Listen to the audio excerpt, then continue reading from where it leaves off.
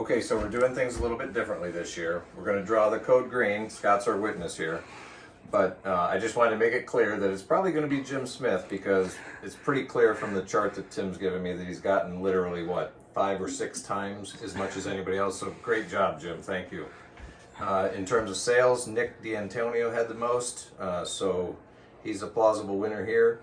A lot of these came in from Google, Facebook, web surveys, and a good share of them were called or mailed in too. So Scott's our, are you going to pick? No, not me. I'm just witnessing. Okay, you hold it then. All right, so Come on, Scott.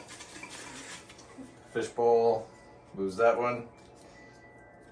94. Okay, so we just checked our list, and unfortunately, 94 was sandwiched right between 2 Jim Smiths, but it's Chris Ray. Chris Ray's our winner.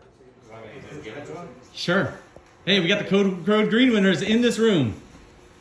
We do? What I win? It's $1,000. The code green, you know, the guy who got the most code green, and then we picked it out of the thing. Somebody here. Somebody in this room. Somebody in this room won it. Odds of Scott, pretty slim. That's what it says. The odds of me are nil. Yeah, say, I won. No. Congratulations.